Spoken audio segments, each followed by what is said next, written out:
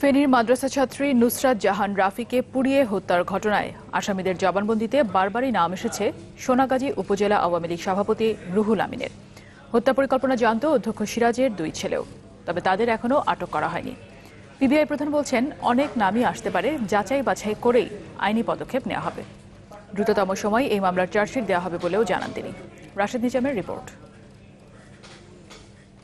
নুসরাত জাহান রাফিকে পুড়িয়ে হত্যার ঘটনায় এখন পর্যন্ত জবানবন্দি দিয়েছেন ৩ জন, আর গ্রেপ্তারের সংখ্যা ১২।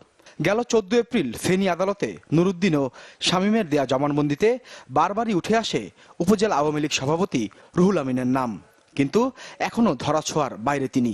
আমাদের এই বিষয়ে কারো প্রতি কোনো আগ্রহ নাই, কোনো নির্মোহ নাই, কারো প্রতি দায় দেখানোর সুবিধা নাই, সুযোগ নাই।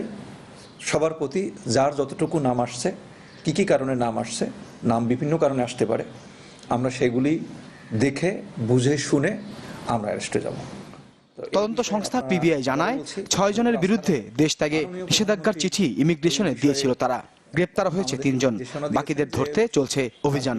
তাদের মধ্যে আমরা ৬ জনের নাম পাঠিয়েছিলাম, এর মধ্যে ৩ জনকে আমরা গ্রেপ্তার করতে সক্ষম হয়েছি, আরও 3 জন বাইরে আছে। তাহলে সেই হিসাবে আমাদের 12 জন অ্যারেস্ট হয়, আরও 3 জন বাইরে আছে। অভিযুক্ত উম্মে সুলতানা পপি ও কামরুজ্জাহান মনির মধ্যে একজনের জবানবন্দি নেবে পিবিআই। সংস্থাটির ডিআইজি জানান, কম সময়ের মধ্যেই আদালতে দেওয়া হবে এই মামলার চার্জশিট। চার্জশিটটি যাতে আবার ফার্দার ইনভেস্টিগেশন না আসে, তাহলে আবার যেন দ্রুত করতে গিয়ে আবার যেন কালক্ষেপে না হয়, সুতরাং আমরা সর্বোচ্চ দ্রুত দেওয়ার চেষ্টা করব। আমরা দ্রুত সময়টাকে বলছি এটা যৌক্তিক সময়। হাসপাতালে রেকর্ড করা নুসরাতের ভাইয়ের ভিডিওটি তদন্তে সহায়ক হয়েছে বলে জানান মনোজ কুমার মজুমদার। আমরা অ্যানালাইসিস করতেছি। রাশেদ নিজাম, চ্যানেল 24, ঢাকা। সম্পর্কিত